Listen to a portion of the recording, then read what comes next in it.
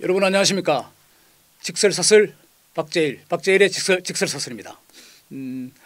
오늘 한동훈 법무부 장관 얘기를 한번 해보겠습니다. 뉴스의 중심에 다시 있은 것 같아요. 놓칠 수 없는 인물이 되었습니다. 지금 국민의힘 비상대책위원장 거의 확실시 되고 있죠. 행여 모르겠습니다. 선대위원장 정도 할지도. 어쨌든 가타 부타 아니면 좋다 싫다 굉장히 여론이 들끓고 있습니다. 말들이 많고 여야 간에 또 이미 공방이 치열하죠. 국민의힘 당내에서는 된다 안 된다 이렇게 이야기하기도 합니다.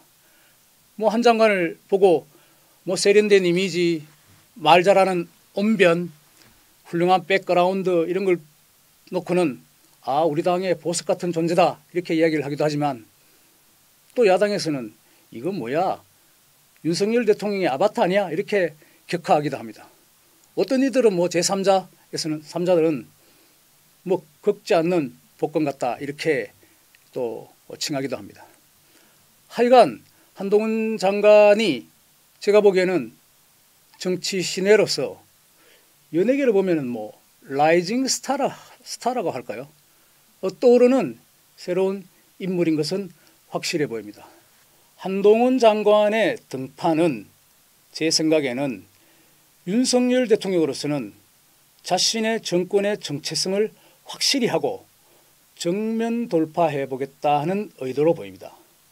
혹자들은 이게 중간지대, 약간 회색지대, 중간층의 협인력은 떨어질 것이라고 우려하지만 윤 대통령 특유의 어떤 돌직구라 할까요? 정면 승부를 걸고 있다 이렇게 봅니다.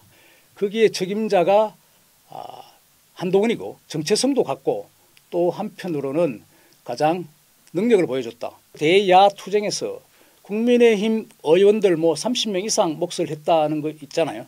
그런 정치력을 아마 윤 대통령은 높이 사서 전면에 배치하겠다 하는 의도가 있는 것 같고요. 국민의힘 내부에서도 이미 친윤계라고 하지만 다수의 의원들은 이게 어쩔 수 없는 우리가 최소한 선대위원장 내지는 좀 더 나아가면 비대위원장으로 앉혀야 되겠다 하는 당내 기류가 흐르고 있는 것 같습니다. 한 장관도 외부에서 넘어오는 질문에 대해서 이젠 회피하지 않습니다. 이미 기자들의 공개 질의 답변이 다 나왔고 거기에 대해서 현 시점에서 말할 수 있는 것은 다 한 것 같아요. 우선 비대위원장에 대해서 수락할 것인가 이렇게 물어봤었잖아요. 그건 특정 정당의 일 아닌가요? 라고 비켜나갔습니다. 어디까지나 자신은 지금 행정부의 법무부 장관 직분이란 걸 잊지 않다는 뜻이죠. 자칫하면 이게 선거 중립성 내지는 선거 개입 사전선거 운동이 될 수도 있기 때문으로 보입니다. 정치 경험이 없다 하는 부분에 대해서는 세상 모든 길은 처음에는 다 길이 아니었다. 많은 사람들이 같이 가면 길이 된다. 진짜 위기는 경험이 부족해서라기보다 과도하게 계산하고 몸살일 때 오는 경우가 더 많았다고 저는 생각한다. 이렇게 얘기했어요. 무슨 말입니까? 여차하면 내가 경험 없는 것이 아니다. 나는 몸을 사리지 않겠다. 누가 처음부터 다 경험이 있었느냐 하는 반문이죠. 막스 베버라는 유명한 정치 사회학자가 있죠. 이분이 직업으로서의 정치라는 글을 짧은 단행본 글을 쓰는 책자를 냈는데 거기 보면은 직업 정치인의 어떤 덕목 벌칙을 좀 나열해 놨어요. 근데 막스 베버가 가장 덕목으로 친 것 중에 하나가 패션, 열정이에요. 뭘 하겠다는 의지죠. 정치인은 가만히 앉아서 감 떨어지는 것을 따먹는 그런 사람은 자격이 없는 것이죠. 치고 나가야 한다는 뜻입니다. 길이 없으면 길을 내는 것이 정치인이다 이것이죠. 누가 처음부터 다 길을 내주면 정치인, 지도자, 그 좋은 자리 안 갈 사람이 없겠죠.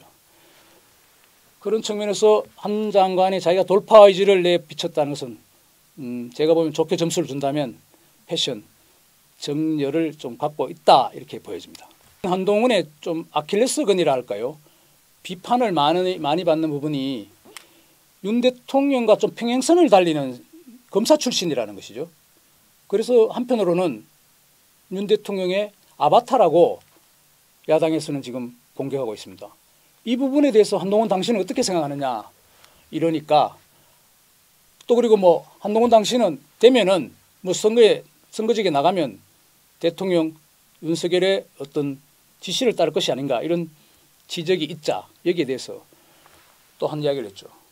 나는 맹종하지 않는다. 한 번도 그런 적이 없다. 앞으로도 그렇지 않을 것이다. 공공선만을 나의 가치관으로 삼아왔다고 이야기했습니다. 한편으로는 이 공공선을 제가 그 한동훈 장관이 이야기를 또 떠올린 것은 조금 전에 막스 베버의 패션에 일종의 비춰봤지만 마이클 샌들입니까? 정의로운 여기를 좀 연상시켰어요. 정의로운 그 공공선 이 부분에 대한 한국적인 사회의 정의 이걸 내가 추구하겠다 하는 메시지로 들렸습니다. 또 한편으로는 한 장관 이렇게 또 응수했죠. 아니 맹종이라는 것이 지금 이재명 더불어민주당 대표가 지휘하는 민주당에서 벌어지는 것 아니냐. 자기네들이 그렇게 하니까 나도 그럴 것 같다고 믿는 것 같다. 이렇게 또 반격을 했죠. 아무튼 아바타라는 것이 뭐 싫든 좋든 비유였지만 정치적 용어로는 2인자이죠. 제2인자를 뜻할 수 있는데 그건 맞습니다. 2인자라는 게 굉장히 애매모호한 상황에 놓일 수가 있는 것이죠. 세계 뭐 국가나 정치 역사를 바라봐도 2인자가 치고 올라가서 1인자보다 훨씬 더 나은 경우가 많기도 하고 어떤 경우에는 1인자 최상위층의 권력자가 2인자의 크는 속도를 감당하지 못해서 제거해버리기도 하죠. 뭐 우리나라에 보면은 제가 보기에 뭐 영원한 2인자라고 불렸던 김종필 전 국무총리가 생각나기도 하죠. 그렇다면 결론은 한 장관은 아마 큰 꿈을 꾸고 이제 드디어 정치 데뷔를 한 것 같은데 그 결과가 뭐 2인자로서의 결과가 성공이냐 아니냐 하는 부분은 who knows? 누가 알겠습니까? 그러니까 2인자라는 것은 현재의 권력의 속성과 나의 미래의 정체성을 어떻게 잘 부합시키며 조화를 이루어가며 내가 소기의 목적을 달성할 수 있느냐에 따라 달렸다는 것이죠. 그렇다면 이제 2인자로서는 자신한테 부닥친 1인자 내지는 주변 상황에서 주어지는 과제, 허들, 굉장한 장애물을 잘 넘어야 합니다. 예를 들면 한동훈 법무부 장관으로서는 특히 법을 다뤘으니까 지금 김건희 여사 특검법이죠. 이게 지금 계류되어 있지 않습니까? 야당은 선거를 앞두고 이걸 굉장한 어떤 하나의 노림수로 지금 집어넣고 있습니다. 한 장관이 여기에 대해서 어떻게 생각하느냐 해서 분명히 답을 했습니다. 이건 독소 조항이 많은 악법이라고 규정했죠.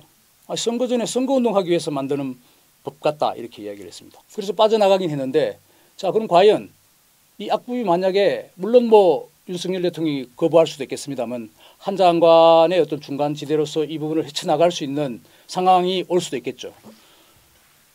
그게 악법이라면 악법도 법이라고 하는 또 상대가 있을 텐데 이런 부분들을 한동훈 장관이 과연 어떻게 헤쳐나가고 또 반격할 것인가 하는 것은 2인자 내지는 최소한 이 윤석열 정권의 큰 항공모함을 운전해가는 조타수로서는 굉장히 중요한 업무이기도 하고 도전이다 이렇게 보여지는 겁니다.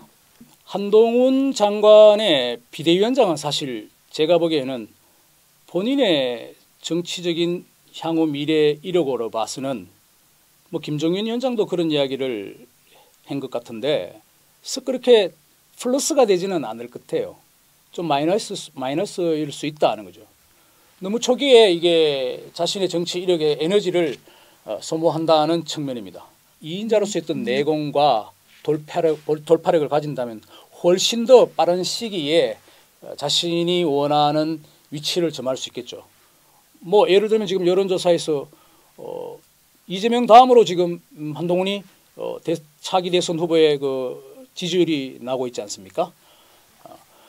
어쨌건 그런 돌파력을 지금 구사해서 나아가야 되는데 비대위원장 이런 부분은 아주 고율의 이자를 주는 채권이다. 그렇지만 그게 리스크는 굉장히 크다는 뜻이겠죠. 어쨌건 한 장관으로서는 이 순간을 잘 거머쥔다면 이미 어쩌면 흔히 말하는 뭐 별을 보는 순간 큰 대권을 움직이는 사람들의 어떤 순간 타이밍이 있지 않습니까? 그걸 거머쥐는 장면. 예를 들면 뭐 제가 보기에는 문재인 전 대통령이 노무현 대통령의 어떤 사고가 있었을 때 그 당시 좀 비장하게 보였던 그 기자회견 장면 같은 거, 누군가가 노무현 다음은 우리로서는 저 양반이 대권에 우리 옹립할 수도 있다 하는 것을 생각했겠죠. 이런 같은 거. 이런 부분에서 한 장관도 기회가 왔다는 것이고 이미 포착하고 있는지도 모르겠습니다. 어쨌든 저는 한 장관을 놓고 찬반 논의가 있는 것 같은데 너무 그렇게 또 볼 필요는 없을 것 같습니다. 요즘 뭐 정치가 진영으로 갈려서 누구 좋은 이야기 하는 거 찾아서 유튜브 보고 이러지 않습니까? 굉장히 어떤 경우에는 뭐 정치적인 피폐성을 보인다 할까? 정치 소비자들로서는 소비죠, 일종의.